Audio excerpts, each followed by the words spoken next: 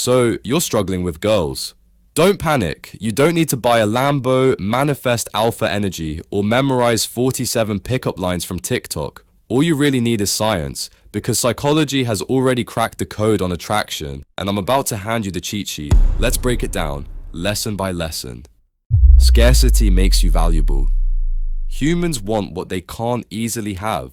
This is called the scarcity principle. It's why people line up at 5 a.m. for limited edition sneakers that look like orthopedic clown shoes. Now in dating, the same rule applies. If you're always texting, always available, always, yes mom, anything you want, you don't come across as generous. You come across as common, like bread. Everyone can get bread. So the trick isn't to act like a jerk, it's to create just a little distance. Example, if you're at a party and see a girl surrounded by dudes competing for her attention, don't join the circus. Walk by, give her a confident hey, and then keep it moving. That single word already separates you from the crowd because you look like you've got options. The power of change. Ever noticed how winning over someone who didn't like you at first feels way better than being liked from the jump? That's the gain-loss theory in action. In experiments, people actually liked someone more when their opinion of them shifted from negative to positive compared to someone who was positive the whole time. You don't need to impress her instantly with juggling tricks or a six-pack. Sometimes starting neutral, then gradually warming up is more powerful. It's like going from, who's this guy, to, wait, he's actually kind of cool. That journey feels rewarding. Just don't confuse neutral with rude. Being dismissive doesn't make you mysterious. It makes you unemployed from her attention span. Proximity is your friend. You can't win if you're never around. A study of MIT students found people were most likely to be friends with the person who lived closest to them. The closer the door, the stronger the bond. This is called the proximity effect, and it applies to dating too. If you only see someone once a semester, you're just that guy from biology.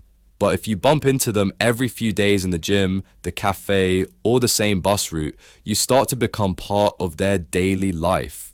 Keynote: don't abuse this. There's a fine line between creating chances and turning into background radiation that creeps her out. Aim for natural overlap, not GPS tracking. The Ben Franklin effect. This one sounds backwards, but asking for small favors makes people like you more. Why? Because the brain thinks, if I just did something nice for this person, I must like them. So instead of trying to impress her with favors, flip it. Ask if you can borrow a pen or if she can remind you of something. Tiny requests, not big ones. You're not asking her to co-sign a mortgage, just little interactions that build a sense of investment. Presentation is everything. Here's where I have to hit you with some truth. None of this matters if you give off Discord moderator at 3 a.m. energy. Studies consistently show the most attractive features aren't genetic superpowers. They're simple. Posture, hygiene, clothes that fit, a positive vibe. That's it. You don't need to be Brad Pitt. You just need to not look like you lost a fight with your laundry basket. Shoulders back, chin up, shower regularly, wear something that fits, and you've already jumped 3 attractiveness tiers. The biology you can't control. Now for the harsh reality, some of attraction really does come down to biology. Women's noses pick up on pheromones and immune system markers that signal genetic compatibility. That's why in one famous study, women preferred the scent of men whose immune system genes were different from their own.